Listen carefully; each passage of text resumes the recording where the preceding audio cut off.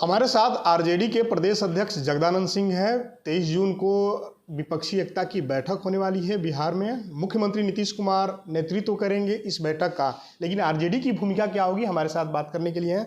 Sir, इस बैठक में आरजेडी की भूमिका क्या होगी? पहले आरजेडी की भूमिका वही होगी जो इस प्रदेश में आरजेडी की भूमिका है, दंगाइयों को सत्ता से बाहर रखना।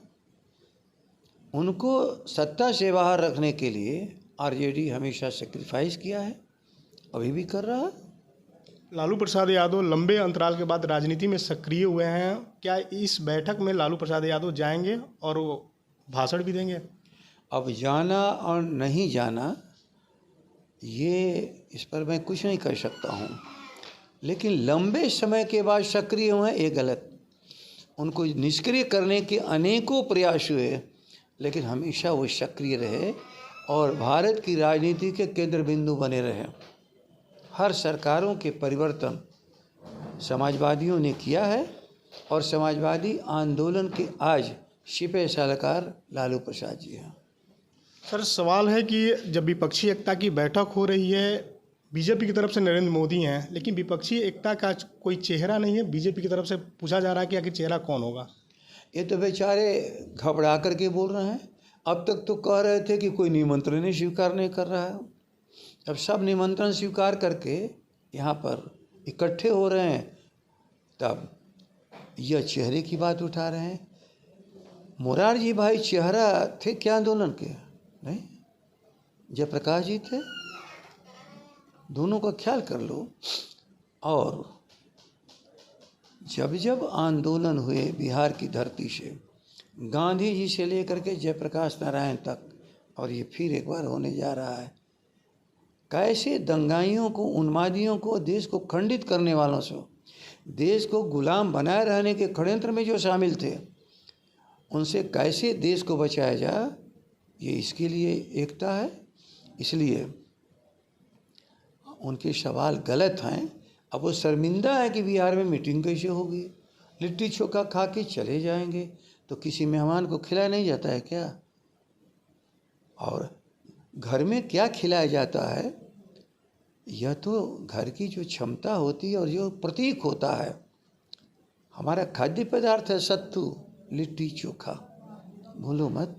लेकिन यही खिलाया जा रहा है। मीनू वो क्यों तय कर रहे हैं? मीनू क्यों तय कर रहे हो? दोनों में बहुत फ़र्क है, इसलिए घबराहट में कुछ न कुछ बोले जा रहे हैं।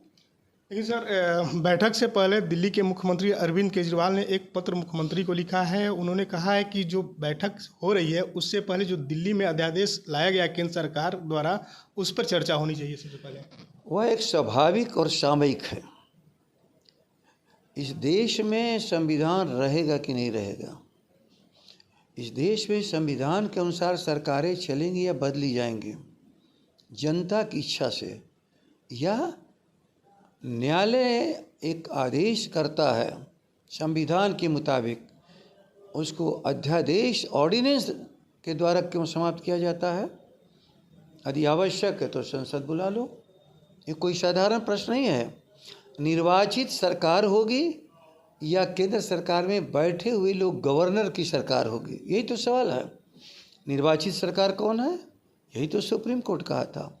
निर्वाचित सरकार है यहाँ पर आपकी, केजरीवाल साहब उसके मुख्यमंत्री हैं, इसलिए कोई गवर्नर साहब आदेश नहीं कर सकते या नियंत्रण नहीं स्कूटी पर कर सकते, प्रशासन पर नियंत्रण नहीं कर सकते। 2-3 मुद्दे को उन लोगों ने कहा था कि ये बाहर छोड़ा जा रहा है, ये केंद्र के विवेक के ऊपर है, उसी को उन्होंने उठाया है।